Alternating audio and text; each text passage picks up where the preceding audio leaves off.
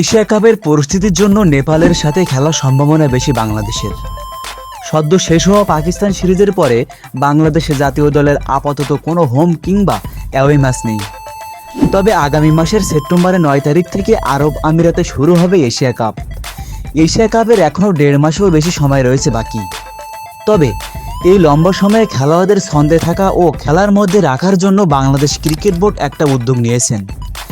Asia কাপের আগে নিজেদেরকে ঝালিয়ে নিতে হোম কিংবা অ্যাওয়ে দ্বিপাক্ষিক সিরিজ খেলার জন্য প্রস্তুতি নিচ্ছেন বাংলাদেশ ক্রিকেট বোর্ড। এবারের এশিয়া কাপ আরব আমিরাতে হওয়ায় আরব আমিরাতের সঙ্গে একটি দ্বিপাক্ষিক সিরিজের আয়োজনের কথা চলছিল, তবে সেটা বেশি দূর এগোতে পারেনি বিসিবি।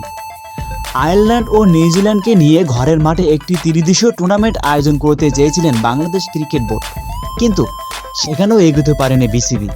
তবে সোশ্যাল মিডিয়ায় একটা নিউজ বারবার দেখা যাচ্ছে, এশিয়া কাপের আগে নেপালের বিপক্ষে একটি দ্বিপাক্ষিক টি-20 সিরিজ খেলবে বাংলাদেশ। তবে এটি সত্যতা এখনও নেপাল ক্রিকেট অ্যাসোসিয়েশন ও বাংলাদেশ ক্রিকেট বোর্ড বিসিবি কিছুই জানায়নি।